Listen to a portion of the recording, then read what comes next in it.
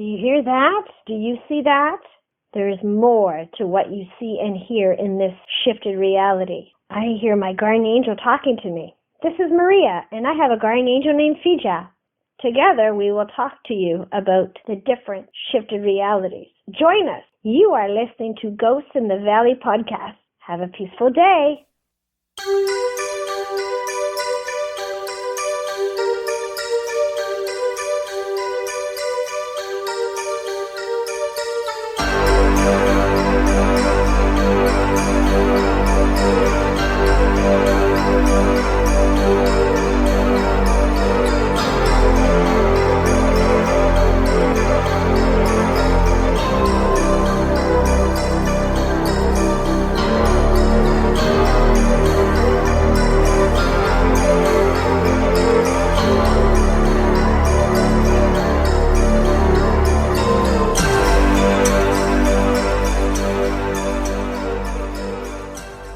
Hello, welcome to Ghost in the Valley podcast. I'm your host, Cooley. Today I'm excited, man. I had this guy. I was on his podcast a couple of weeks ago, a week ago. I knew we're going to get along really well, and I invited him on my show. His name is Lee Hatfield. He is the host of S.I.P.A Paranormal Chronicles. I'm really excited that you're on the show tonight, man. Al, thanks for having me. And it seems such a long time since we spoke, but it was a week ago tonight. A week ago today, right? Yes, that's it. Yeah. Boy, how time flies, right? I've had at least one night's sleep since then, so I'm good. Yeah, me too. Right. So let's get right to it. I mean, what does S.I.P.A stand for? So S.I.P.A stands for Scientific Investigation of Paranormal Activity. So basically, yes, we are a paranormal investigation team, but we want to do things the right way. So what I mean by that is that we will investigate natural phenomena before we even go down the paranormal route. And what I mean by natural phenomena, we actually have devices that detect black mold. Because if you got black mold, you can have like apparitions and in your mind and stuff like that. And carbon monoxide can do the same, and electromagnetic fields. So we call ourselves scientific because we like to approach it from let's rule out as much natural phenomena before we go down the paranormal supernatural route. When you say us, how many are there of you?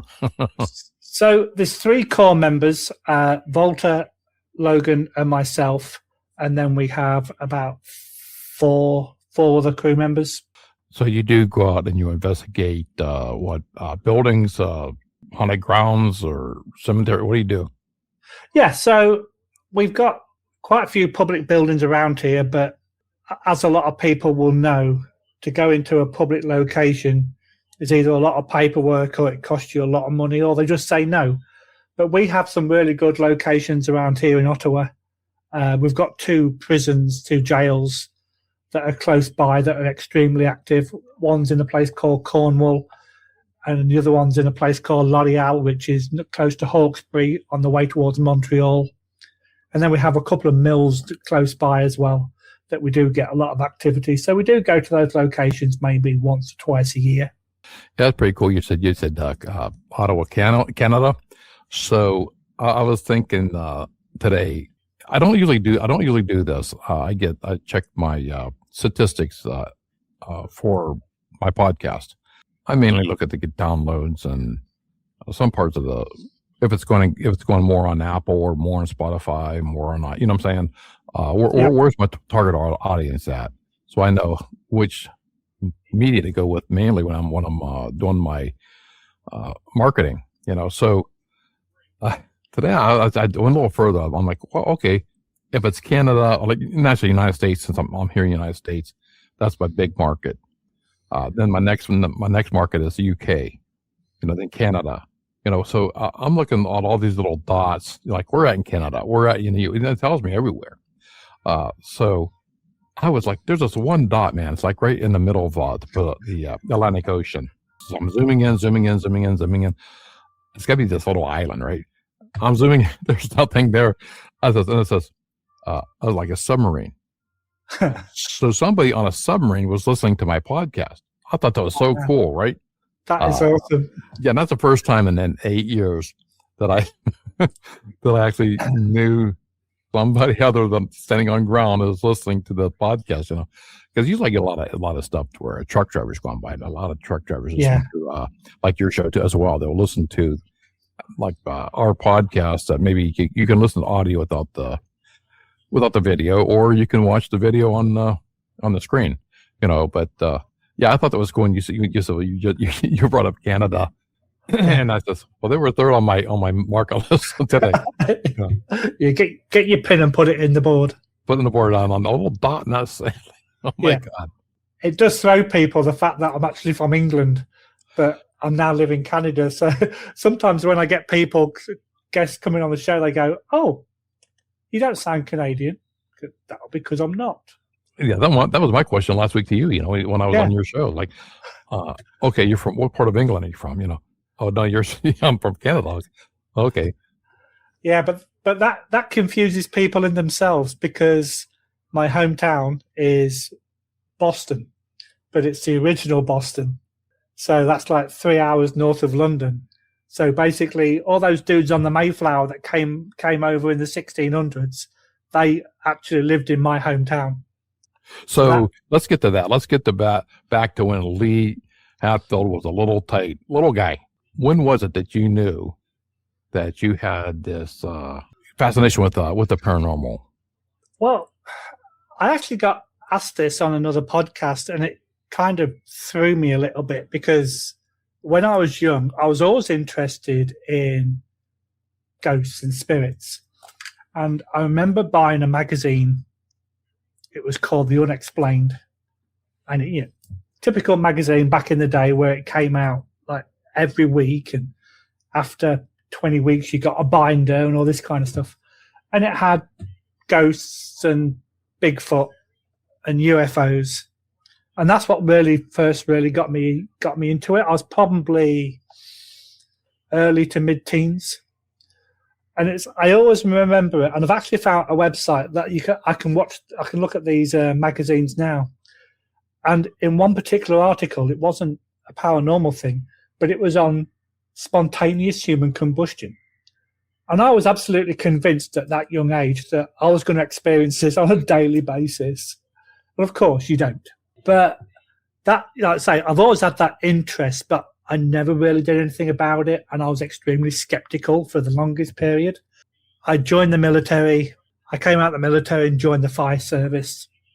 And after that, I became a paramedic.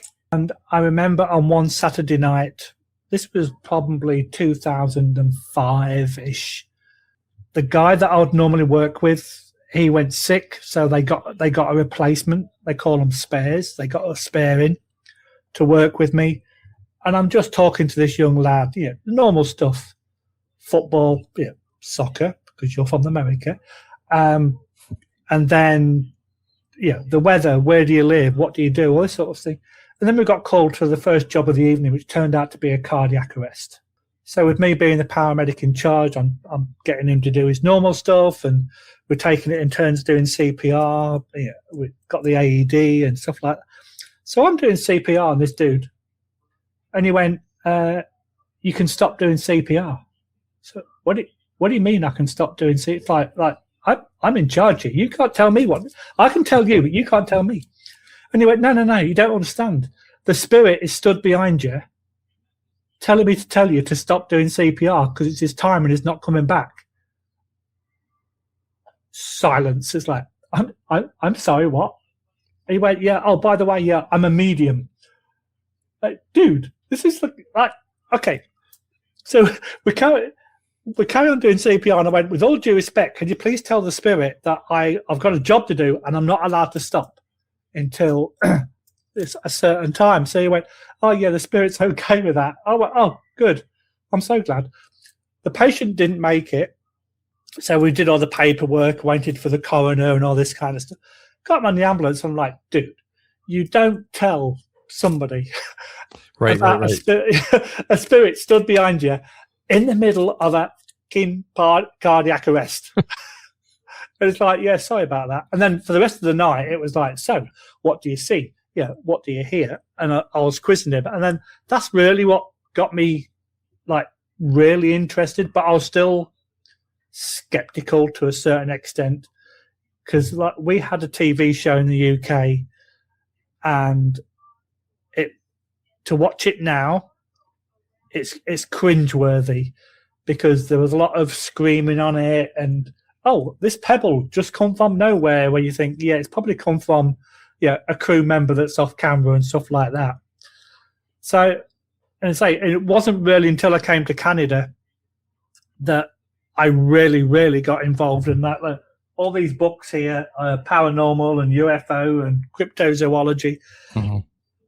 And then it was like 2 years ago this month, Valentine's, the wife decides to buy me one ticket to go on a haunted walk. One ticket for Valentine's Day. Oh, so you don't want to go with you then, huh? No, she didn't want to come with me. It was cold. It's Canada. It's winter. Okay. And she said, oh, yeah, go to this haunted walk. And it was in a location where it was a field, but they buy wooden huts and things that have been from villages and put them together to make like a small village in this field. And all locations are supposed to have a good history. Like there was an old wooden train station, and there was a guy that plays with ironmonger kind of, that kind of stuff. So we were walking around there, and there was a church and stuff like that. And I bumped into these two guys that had brought a couple of pieces of equipment with them. As it turned out, we were both with groups that weren't doing things the way that we wanted to do them. And we were looking for something different. So we basically exchanged contact details, met up in a pub 2 weeks later, had a few beers, and S.I.P.A was created in this bar. And that's pretty much, I'd say that was 2 years ago this month. And then we've kind of gone from strength to strength since then. Yeah, so you you got an interest in from that medium that was on your team, or during that experience. So now that you're really into it, I mean, using scientific methods, what do you like one area better than another, like say ghost hunting, UFOs, Bigfoot? Well, it's definitely ghosts and spirits. Coming from the UK, there was a location called Borley Rectory that had a fire, I think it was in the 1940s, but it always came across as being the most haunted location in England. And it was locations like that I used to love reading about. And then I expand and have the podcast and all this kind of stuff. I Googled the word paranormal, and I'd never realized there were so many subsections of the word paranormal. There's absolutely loads of them, and it covers UFOs, cryptids, and everything. But I still really wanted to concentrate on the paranormal being ghosts and spirits.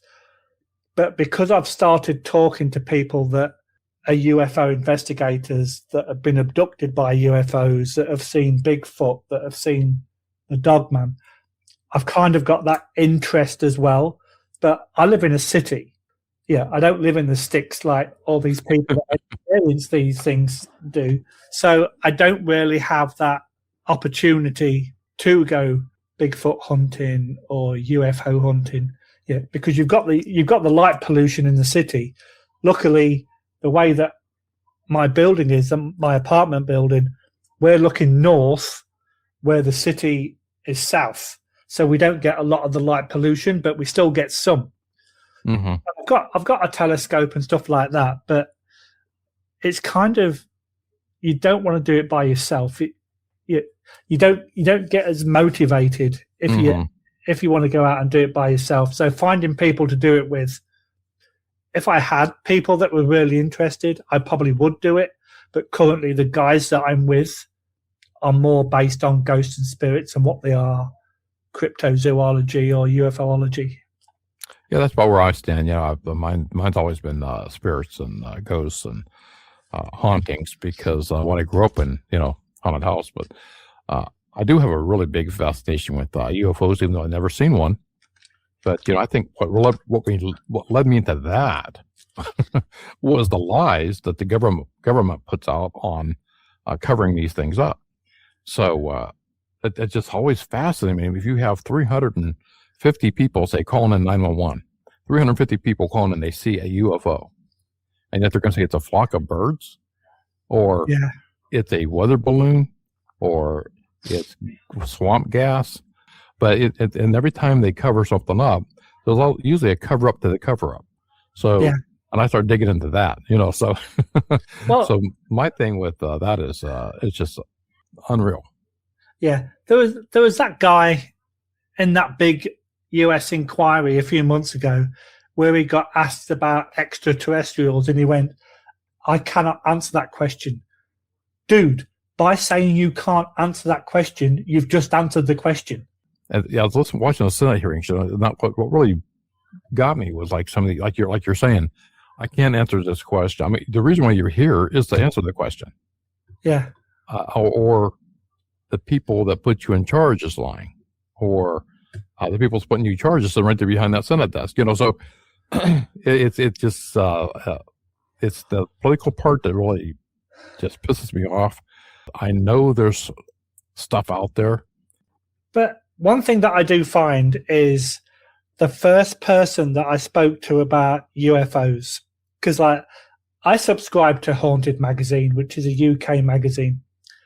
And when I decided I was going to do a podcast, I literally went through the pages going, oh, that's a cool story. Write that person's name down. Oh, talking about writing down. Al, I believe you got your questions on a piece of paper. That's why I can edit this shit out. Yeah. So I literally went through the pages and like, oh yeah, that's good. That's good. Yeah. And I basically I had a big spreadsheet of all these people I was going to contact. And there was loads of people that said yes. And I reached out to this one guy who was a UFO dude. And mid-sentence, talking about one particular incident, he went, yeah, that was the time that I got abducted. And I'm like, what? You can't just say that in the middle of a sentence and not continue? But then he continued with his story. And then after we went off air, I said to him, I need to ask you a question. He goes, what's that? And I went, I would like to have you back on to talk about your alien abduction, if you're comfortable talking about it. And he went, yeah, sure, no problem. Yeah. So I'm having him back. Well, that's cool. I need to reach out to him soon.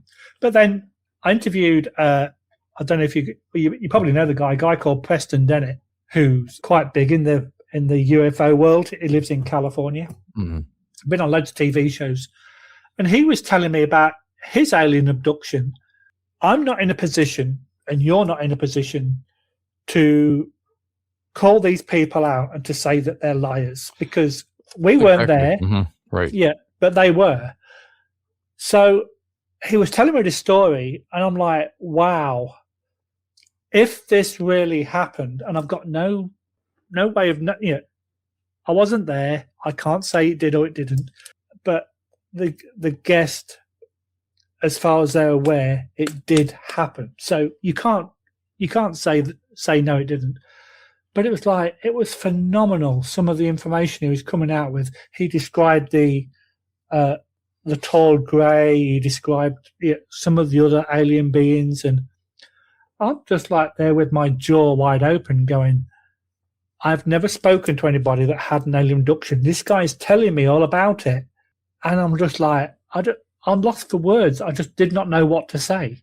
And that's part and parcel why we do this podcast, because if you've got somebody talking to you that can stop you in mid-sentence or can throw you completely off your line of questioning, that's a good story. Mm-hmm. And it's a good experience. So, yeah, and it really did, I was blown away, the fact he was telling me about this alien abduction. And you come across so many different people, and their stories and how they can relate to other people out there. It's just not about you or him. It's like about your guest that's listening that can relate to the person that's on your show. It's your people listeners that they can really have something in common with that guest, whether it be a UFO abduction, Bigfoot, Faye. I mean, there's so many avenues out there. And Yeah. I was looking at your podcast. I thought your guest. I was like, this was really nice lineup. And I says, a lot of our guests are the same. I mean, your format's basically almost like, except I don't do video. The only thing I don't like is if somebody's going to attack another podcast host or they're going to attack another guest. This isn't Jerry Springer. I'm not going to do that. I'm not going to be in the middle of this little fight you guys got going on. Exactly. Yeah, I really dig your podcast. I listened to a couple shows over the last few days. Usually when I'm driving, I put my list, send my directory on. One of the people that I spoke to, and I've spoken to her this year, and she's going to come back as well.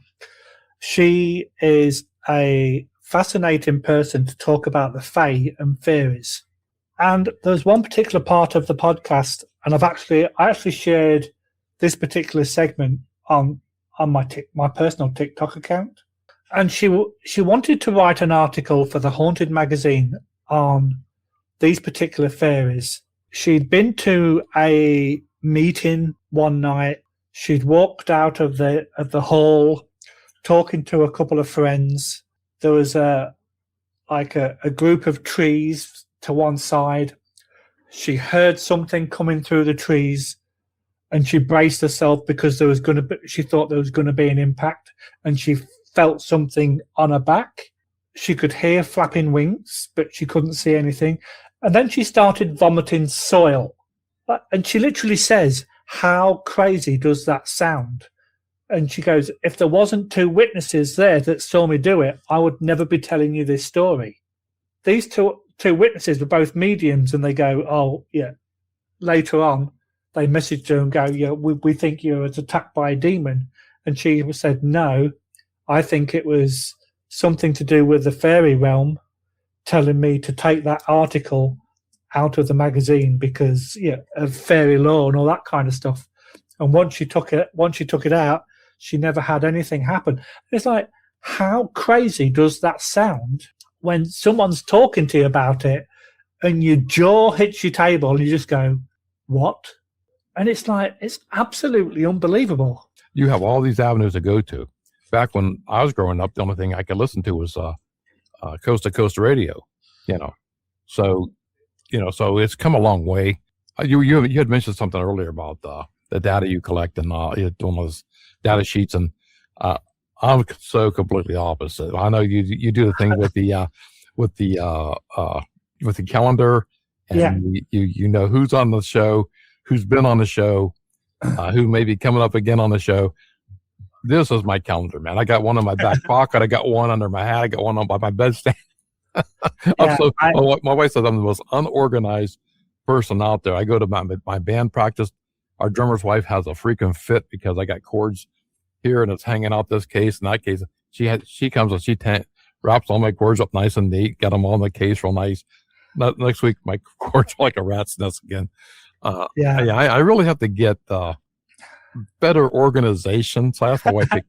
I've got like a Google calendar, then I've got like an Excel spreadsheet, and then the calendar that you mentioned, I can send people links, and it shows them when I'm available. Like, I'm a stickler for detail, and I don't do things by halves. I'm like, okay, I need this, I need this, I need this, and I make it happen. So you're investigating. What do you like the best? Do you like the off the beaten path places? Do you like the national landmarks, cemeteries? What do you like? What's your favorite? Well, funnily enough, the two favorites that I currently have are two jails, the ones I've mentioned, because I've had really good activity in both of them. I've been stroked down the face at one of them, and I've had some really good EVPs at the other. I'm a big historian, and you can't see. I was going to say, I know you can see to my right, but with it being audio, I've got loads of pictures from a TV show that was based in the Napoleonic War, because I love my history. So any building that's got history to it, I love those kind of places. So you take the history seriously then? Yeah, 100%. Yeah. Okay. All right. Cool. Yeah, and just for arguments, it's like I'm a really big H.G. Wells War of the Worlds. Oh yeah. And if somebody asks me about it, yeah, yeah, 1895, 1896 when the book came out, and 1930s when the US radio station did their thing, and in the 70s there was a musical. And I can just reel it all off because I absolutely love looking at my history, and I can read so many different history books because my third great grandfather was in the Napoleonic Wars. He fought in World War Two. He fought in Waterloo. It sounds the same. It's close enough. Yeah, and stuff like that. And I love it. I find it fascinating. I went to, you may know the place. It's Fort Ticonderoga, which is in New York State. I haven't been there, but I heard about it. I was there for, don't hold this against me, but I was there for a Star Trek convention. But I'm not I'm not a Trekkie. I went there. I went there to volunteer. I had the afternoon off, so I went around the fort, and I spent literally the entire afternoon there because I love going to all these locations. And when people find out I'm from England, I always go, yeah, I'm from England. It's the place where the history comes from. You include science in your investigations. So you're also trying to debunk the situation rather than saying, hey, this place has got a ghost or a spirit or so-and-so's great grandfather. So you want to debunk. I'm the same way. You want to debunk it before you even think about it's anything. Yeah. And a perfect example, we went to a place called the Brer Lock-In, which is in New York State in a small little town called Casanova. And it's one of these oldie-worldy hotels. Mm-hmm. It's really great. You walk through the door and you get a tot of whiskey. It's fabulous. Mm-hmm. We were setting up in the two most haunted bedrooms that they had. We booked them both for 2 nights. As we're setting up the tripods for the cameras, this cabinet in the corner of the room, it got a TV on it. The door just creaked open. And we all kind of stopped and went, that door just creaked open. And then for the next half an hour, we were trying to debunk it. It got a wooden latch, and we were trying to put the wooden latch as close to being off as we could. We were banging the side of the cabinet. We were jumping up and down on the floor. And after half an hour, we could not get this cabinet door to open. And for this wooden latch, it was literally less than a millimeter catching on the other door, and it still wouldn't open. So it's like, okay. So at what point do we try to stop debunking this and actually realize that it may be something of a paranormal nature?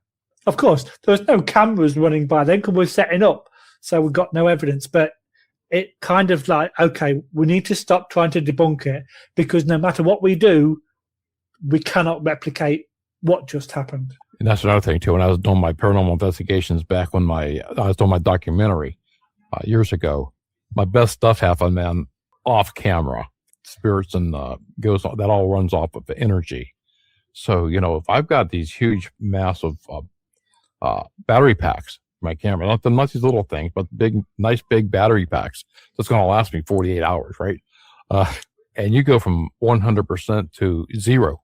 There's something drawing that power from that battery pack. It's not just that one, but my second camera and my third camera. So that's power is being zapped out of there. Yeah. Some things you just cannot explain. You just can't, you just don't have that proof. Even if sometimes even when you have the equipment, you just can't get that proof. You might think he said this or that on that voice recorder, and so he came out real clear and said it. People still going to argue, oh, that wasn't the spirit. That was a CB from the trucker going down the road, or could have been anything. I know what the stuff that happened off camera, in my experiences, was sometimes the best experiences I had. Yeah, and that's it. You see, because I tell a lot of people that you've got two kinds of groups of people. You've got the ghost hunters that want to go out on a Friday or a Saturday night and just hope that they get scared or frightened. But then you've got the paranormal investigators that actually want to investigate the paranormal. It may or may not be real, but there's so much unexplained incidents that we can't explain. But then we want to try to find out the hows, the whys, all that kind of stuff. And for people to say, I had a Victorian woman or a Shakespearean man in my room at 3 o'clock in the morning when I'm awake. What are you actually seeing? Are you actually seeing a spirit? And if you're not asleep and you're fully wide awake, what is it that you're experiencing? And at this location that I've just mentioned, the Brer Lock Inn, on the second night, we'd finished at like 2 a.m. The two boys were in one room and I was in another.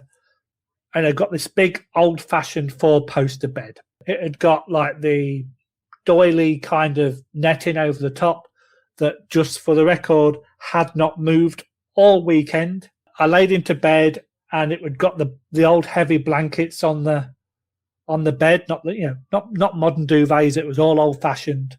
As everyone knows, when they start moving around in bed, if you move your leg from one place to another, you'll feel the blankets settle because there's now a space. So that happened, and I didn't think anything of it. And like I say, I'd literally been in bed 2 minutes. I hadn't even really closed my eyes for more than 5, 10, 15 seconds. And I felt a really heavy sensation on the left side of the bed. Now, I was sleeping right in the middle. My legs hadn't been to the left corner, and I felt a really heavy sensation like somebody had sat on the bed. My immediate reaction was, oh, one of the boys has come in, sat on the bed, and I hadn't heard the door. But the door was extremely squeaky, so I couldn't understand that. I opened my eyes, and then I just saw this white apparition go past the side of the bed.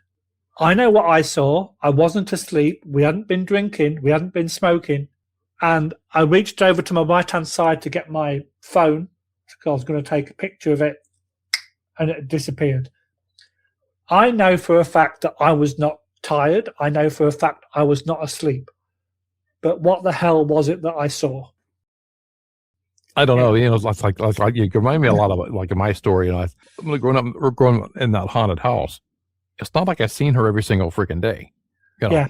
I seen her the first day, and 5 years later, I seen her next to the last day. So that I'm not saying that nothing happened in between that time, because that sure in hell did. Actually seeing her, like you said, apparition. I mean, I seen a full body apparition. So, and that only happened like a few seconds. Like you said, it's gone like that. This was only a few seconds. And so you can't explain that. You really can't explain that to somebody, because they'll say, well, it could have been this. Well, it could have been that. And your mind plays tricks on you. I understand all that. Yeah. I understood that then when I was 12 to 16 years of age. I understand at 12 years old, I understood it at 16.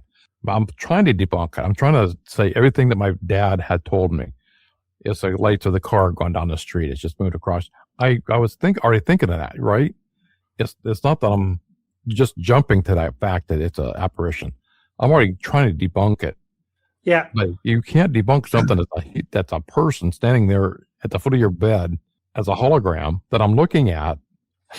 It's not a light. It's a person. It's a girl. And for it just to fade away, you can't explain that, because people even, and I'm going back to 1970, when we moved out of the house, it was like 1972. So who do I go to? So I can't tell anybody.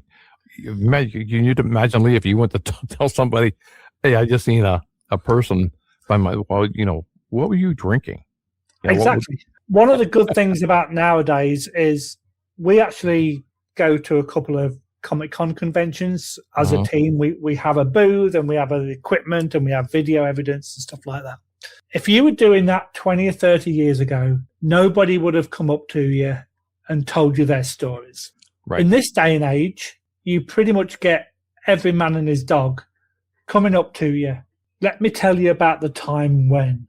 And now, because it's so much in the public eye, with all the UFO reportings, with all the cryptid sightings, with all this, the paranormal activity, it's like a safe zone for people to talk in.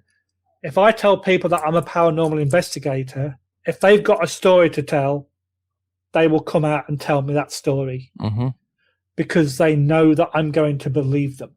And sometimes the people you don't think is going to talk to you. Yeah. I've got a friend who's a retired police officer. He's actually written a book on paranormal in law enforcement. All of the places you investigated, which one stands out the most? The first one that we did as a team stands out. it was a Cornwall jail in Ontario. There's only 3 of us there. When you walk into the jail, you've got a 40 or 50 foot corridor in front of you. It turns off to the left, goes downstairs to the rest of the jail. Or was it being a really oldie worldy jail, built in the 1800s? If you turned right, there's like 2 or 3 cells that were the solitary confinement at the time. Logan went to the left, Volta went to the right, and I went straight down to the bottom because there was an area called the Hell's Angel Wing. So I've got my body cam on, I've got my camera, I've got my audio. One thing that I do like doing is being by myself because I kind of try to have a personal connection if I can. And I'm just walking around this Hell's Angel area, and then pretty much word for word, I literally said, if there's anybody here, if you'd like to make a sign, make a sound, make a noise, I would very much appreciate that. And at the time, I never heard anything. But on review of the evidence, after I said the end of the sentence, appreciate that, you kind of heard like a double breath. Mm-hmm. And I'm like, on review, I'm going, my God, that was a double breath. Yeah, play it back again. Yeah, definitely heard a double breath. You play it again. Yeah, it's definitely there. And I sent it to the guys and went, look what I picked up. And they went, was it you? And I was like, no. Yeah, paramedic for 13 years. I know how people breathe. Right. If I'm going to finish a sentence, I don't go at the end of it. Yeah, it's not natural. And then I sent it to a friend of mine who is big into his audio and all that sort of stuff. And he literally broke this down into voice waves. And he's like, this is your voice wave. This is me banging on the table. And this is the double breath. And it was completely different voice waves. He says, that was not you. So for me to get that on my first investigation as this team, I was overwhelmed. It was like, my God, what I'm investigating is real. Mm-hmm. Because I got something that I cannot explain. And if you've got a paranormal investigator that tries to play by the rules, they won't say, this evidence is the sign of a ghost or a spirit. They go, I've got this evidence, but I cannot explain it. Mm-hmm. So it goes on the unexplained pile. Unfortunately, that pile gets bigger and bigger and bigger. And unfortunately, too, some of these shows you watch on TV, they don't want to put the unexplained pile there. They want to just say it's a demon or or something that's happening that's not happening because you can't explain it. That's why I always say the paranormal is the unexplained. You just can't explain it. Yeah, and it's that frustrates me so much that as soon as something happens, it must be a demon. No, yeah, it probably isn't. And people that get scratched, oh my God, I must have been scratched by a malevolent entity. So I always go, wait, hang on a minute. Let me explain something to you, and then you tell me if it's a demon or not. So if you and I are talking, one of us dies. One of us becomes a spirit. If I don't realize I'm dead and I'm trying to contact you or to speak to you, I'm going to call your name. Because I'm now in the spirit realm, you're not going to hear me. Maybe you will, maybe you won't, but normally you're not going to hear me. So the most natural thing for me to do is to shout at you. If you still don't hear me, the next natural thing is for me to reach out my arm and to try to tap you on the shoulder, tap you on that and get your attention. So what I like to tell people is just because you've got scratched, it doesn't mean it's a malevolent entity. It could just be a spirit that is trying to get your attention, and the energy that spirit is creating has caused irritation on your skin, on your arm, on your shoulder. That is what could be causing the scratch, not the fact that they're trying to hurt you, not the fact that it's a demon. It's not malevolent. It just might be trying to communicate with you in the only way that it knows, by touching you. I know from my own experience back in the past that sometimes a lot of investigators, they want to confuse an ordinary spirit or an angry spirit with a demon, and that's not the case. I mean, sometimes you have playful demons. Don't they? They want to play. They're tricksters. Yeah. I've seen that. So, Mike, another question is: have you ever been hurt during an investigation? Hurt, touched, or pushed? Okay, I've been touched twice. One I kind of mentioned at one of the previous jails. I turned up in November of 2024 because a friend of mine was setting up for a public investigation. This guy is a big guy, like 6'4", 300 £, or whatever. He's a big guy. Yeah. I don't know what it. I use the old money. I don't use pounds and kilograms, but he's a big guy, and he did not like to go to the death row by himself because it freaked him out. So he said to me, "Do you want to drive out and keep me company while I set up?" So yeah, absolutely, sure. Took the wife with me, and because we were planning to do an investigation there a few months later, I took my video recorder with me, and I'm walking around the jail as he's telling me all different parts about it. And I went into one room, and it was pretty dark. There wasn't any lights on in this particular room. And I turned round and literally got a stroke down the side of my face. So I stopped and spun round, expecting to see somebody, but knowing full well that anybody wasn't there. And then my rational head took over and went, right, it must be a spider web or a spider. Didn't feel an insect on me. And then my mind clicked and went, hang on a minute. The room you're in, you can smell fresh paint. There was decorators' boards and blankets on the floor with cans of paint in the corner. And when I asked the buddy, he went, oh, yeah, they was in this afternoon painting it. So unless you've got a spider or an insect that's on speed, there's no way that they're going to be able to create like cobwebs from the ceiling in that short amount of time. Plus, if the paint was still wet, they would get stuck, so they wouldn't be able to do it. So that happened, and I could not explain it. And then when we went back there in the February, we went there with a medium who was a friend of a friend, and she's looking in this room, and there was like a metal gate, and it was closed. When she looked in there, she went, "Oh, there's a guy in that room stood looking at us." And I went, "What's he doing?" She went, "Nothing. He just stood there looking at us." And I went, "Well, this happened to me 3 months ago. Do you think it's the same person?" And she went, "Yeah, more than likely. He's probably just like letting you know is there." So that was the first instance that I got touched. And the second one was just before Christmas of the Christmas just gone. We went to one of these old places that's been refurbished back to how it used to look in the 1800s. Stately home, we call them in the UK. And the ground floor had been completely done to how it used to look, but the first level was still derelict. But they were raising money to bring it back to its former glory. And we was in one particular area of the upstairs, and it got a really quite a severe sloping roof, and it had these like window eaves where it cuts out from the slope, and then you've got the glass. And I'm stood in one of those areas, and I felt like my hand got grabbed. My hand was hanging out of my left pocket. So I immediately went to, my hand was grabbed. Again, I immediately went to the cobweb theory, but then that was immediately debunked because if my hand was in my pocket, my elbow was sticking out, my shoulder was there. So if there'd been any cobwebs or anything, I would have taken them out with my arm or my shoulder. Mm-hmm. And it was too low for it to really have, if it had been a cobweb, for it to have been that. So that was another time that I definitely had that sensation of, it didn't feel like a big hand, it felt like a child's hand, literally grabbing 2 or 3 of my fingers. And like I say, I had absolutely got no explanation for that. The guys that are on the cameras downstairs, they said, "What were you looking at?"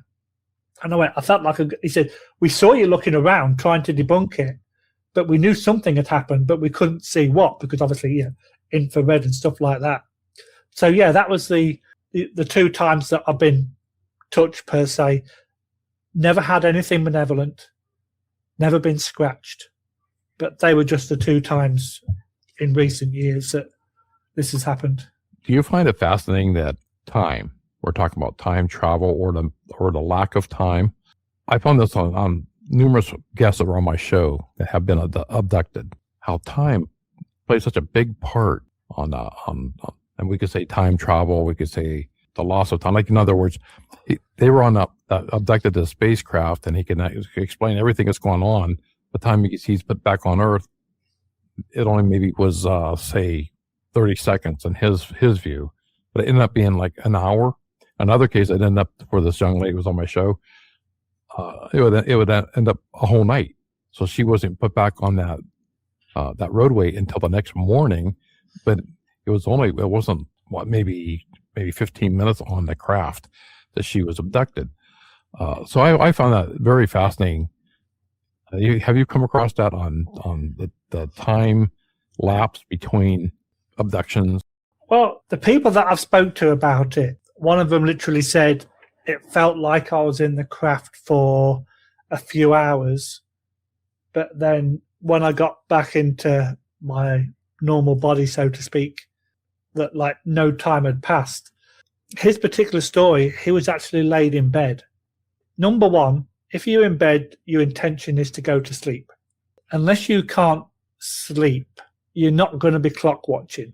You may have gone for a couple of hours, and when you come back, it only feels like a few minutes. But people that get abducted by extraterrestrials and aliens, the moment that they get abducted, they're not going to go, oh, wait, let me put my stopwatch on. I want to know how long I'm going to be going. That doesn't happen. So for people to try to explain how much time has passed is difficult. But I do recall a story about the Bermuda Triangle, a guy that flew through the triangle. Mm-hmm. He went through a spiral of clouds, and he went into these clouds.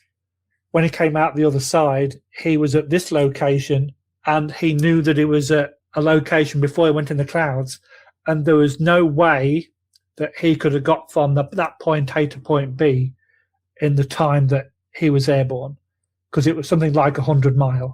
So what happened to him for him to lose all that time and to end up in a location that is way, way, way far away than he was ever considering flying? I think time does have a lot to do with it. Can time be manipulated? That's a very good question. It's a very good point. But if these ETs are coming to our universe, their technology is a hell of a lot more advanced than what ours is. I was just saying previously about these 411 cases, and one case, the little boy was gone for almost 10 to 15 minutes, I believe. But they found him 10 minutes, I believe it was. They found him like 5 miles away. I don't know how far up the mountain he was, but it was quite a bit. They said there's no way he could have got there on foot, and that's where he was by himself. But he claims a hairy creature was looking out after him. You hear these stories all the time. I got that coming in from a friend of mine who lives in the Appalachians. It's just unbelievable on these time lapses that whether it's in your favor or against you, so much in the paranormal that leaves you scratching your head. Yeah, that's why, like you had said before, I'm never out there to call one of my guests crazy or I don't believe that or that couldn't happen, because I know what I went through. You know what you went through, and sometimes it's really hard to talk about the unexplained. I mean, you really can't explain it, and I've learned years ago not to pound my head against the wall and making somebody believe me. Exactly, but putting that kind of thing in perspective, I love it how people go, well, we must be the only species in the universe. I was playing with something today, and people know or they've heard the term light year. Mm-hmm. But it's a distance of it's a term of distance rather than a term of time. If you're traveling at 100 kilometers an hour, it will take you a staggering over 10 million years to travel 1 light year. Mm-hmm. And to put it into perspective, the sun is 8.3 light minutes away. And it's like there's some stars that are like 25,000 light years away. And it's like that's it just blows your mind. It's how you can't put it into perspective. So how the hell can we be the only creatures out of all these tens of billions of galaxies?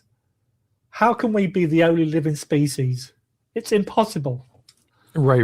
And then I think I told you before, if you put a pin up, like a sewing needle up in even to the sky, and you look at that little pinhole at that sewing needle, right?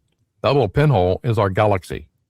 Yeah. So everything outside that pin, that needle, can you imagine the millions of galaxies out there, or space?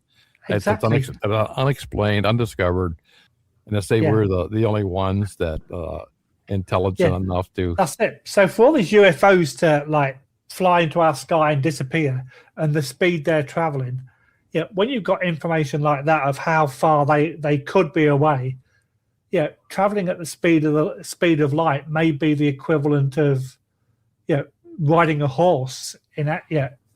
It's that slow in comparison. You just don't know. Yeah, like we were talking earlier about the UFO committees. The Senate hearings here in the States. Maybe there's a reason why they don't come out and say certain things, because, like I think I said before, numerous times on this show, that if we can't control toilet paper during COVID, people going bonkers because they don't have a roll of toilet paper, and it's the end of the world. Can you imagine? It's like, alien? Oh my God, there's an alien invasion. Quick, let's go to the store and buy toilet paper and bread. Yeah. I mean, it just blows my mind. It really does. I mean, this stuff that people just don't have common sense. You look at this guy, like, you ever just sit there and look at this guy and say how wonderful life is here on Earth. I mean, how beautiful we have it, but they want to bitch and yell about these little things, So it don't surprise me about the Senate hearings. A lot of people don't have common sense. They may be smarter than that, book smart all you want, but they can't just deal with the reality, No, absolutely. And it was quite funny during COVID, because I was talking to one guy, and he'd got a mask on. He went, I don't like wearing a mask. Why is that? For two reasons. And this made me laugh. He goes, the first reason, with all the carbon monoxide that I'm breathing out, I'm like, I'm sorry, what? Carbon? He goes, yeah, carbon monoxide. And I went, no, it's carbon dioxide. No, it's not. It's carbon monoxide. I went, that's exhaust fumes. And then he goes, and despite that, if I'm wearing a mask and I breathe out and I've got COVID, it can't go anywhere, so it's going to come back in and I'm going to get worse COVID. It's like, dude, that's not how it works. No. You can't explain that to him. I mean, so no, exactly. You can't treat stupid sometimes. No. You know what, Lee? I could talk to you probably another 2 or 3 hours, but I'm afraid I'm really hope my internet stays on for another hour and a half. I got another podcast I'm doing at 9:30. I'm on their podcast, so okay. I'm hoping my internet stays in. I told you before, if a squirrel farts in my neighborhood, the power's going out. So that's just if you close your eyes, man, you're going to go through our town. We got small. It's really a cute little town I live in. It's like a Hallmark town. It's small businesses, and I love it. But I mean, I moved from a bigger city to here, and so I had to adjust. Because some people say, "How do you like Newton Falls?" I said, "Well, I love it, but it's really the middle of nowhere, but the middle of everywhere. Because I can go 15 miles this way and go to Youngstown, or I can go this way and I can go to, there's everywhere I can go. There's a bigger city with a Walmart. Here we have nothing but Tiger Den Pizza, Big D's, Burger, but we do have the oldest active covered bridge in the state of Ohio. Oh, wow. Yeah. So that's really cool. People keep running into it. They're going to. I told my wife, they're going to shut this thing down here pretty soon because they're talking about it. Because we can't rebuild that.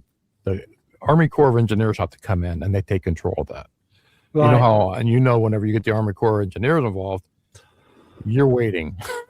Yeah. Well, 2 years ago, they skidded off in the middle of the bridge and took out one of the beams, and I think they built in 1837, somewhere on there, something. I can't think of which year. And now somebody hit the outer entrance of it just the other night. Jeez. And so they claim it was still safe to drive across. But let me know.